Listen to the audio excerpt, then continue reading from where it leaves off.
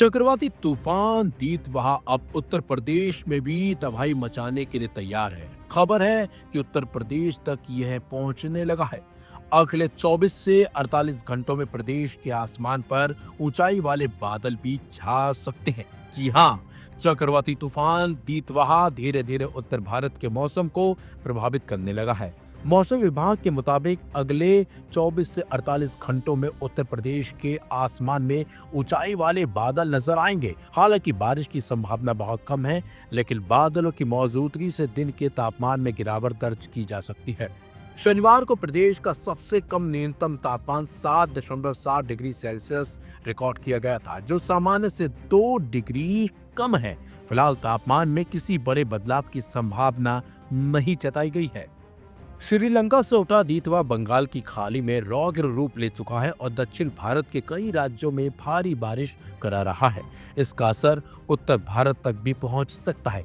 मौसम विभाग का कहना है कि तूफान की दिशा और गति अभी बदल रही है, इसलिए उत्तर प्रदेश पर इसका कितना असर पड़ेगा ये साफ नहीं है। फिर भी माना जा रहा है कि ऊंचे बादल और हल्की ठंडी हवाएं दिन के तापमान को नीचे ला सकती है।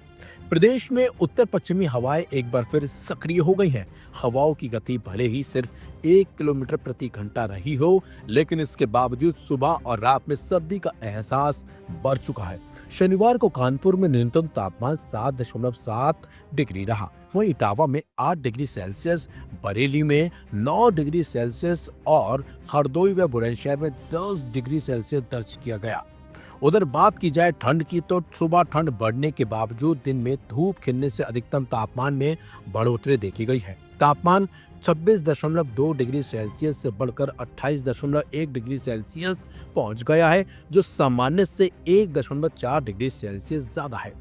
मौसम में उतार चढ़ाव 20 नवंबर से लगातार आपको बता दें जारी है, लेकिन इसका कोई गंभीर प्रभाव अभी तक देखने को नहीं मिला है। सीएसई यूनिवर्सिटी के मौसम विभाग का अनुमान है कि दिसंबर के पहले सप्ताह में भी मौसम स्थिर रहेगा। हालांकि न्यूनतम तापमान में हल्की गिरावट जारी रह सकती है और सुबह शाम ठंड का प्रभाव और ज्यादा बढ़ सकता है। लेकिन जिस तरीके से अब चक्रवाती तूफान दीतवा आगे बढ़ रहा है, उससे माना जा रहा है कि बारिश भी हो सकती है, और जिस तरीके से तूफान आगे बढ़ रहा है उससे माना जा रहा है कि आने वाले समय में उत्तर प्रदेश में भी ठंड का कहर देखने को मिल सकता है। हालांकि मौसम विभाग अभी कुछ कहने से बच रहा है, क्योंकि इसका कहना है कि तूफान पहले सक्रिय हो जाए यहाँ पर, फिर उसके बाद माना जाएगा कि उत्तर प्रदेश में ठंड बढ़ेगी या फिर कुछ और ही मौसम में बदलाव देखने को मिलेगा।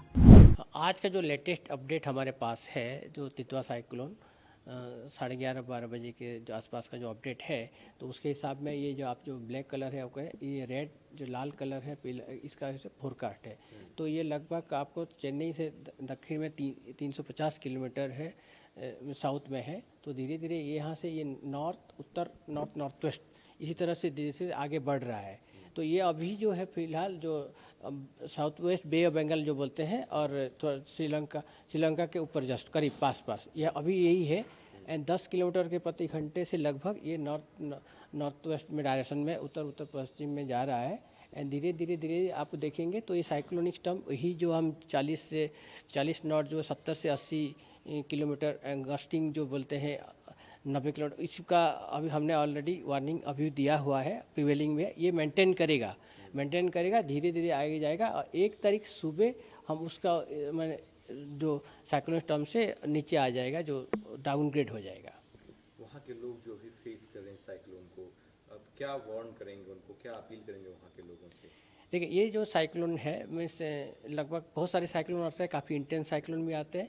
तो ये साइक्लोन जो है अभी आपका 70 से 80 जो घंटा प्रति किलोमीटर विंड स्पीड हम बता रहे हैं, इसके काफ़ी डैमेजेस होगा जो साइक्लोन के कारण।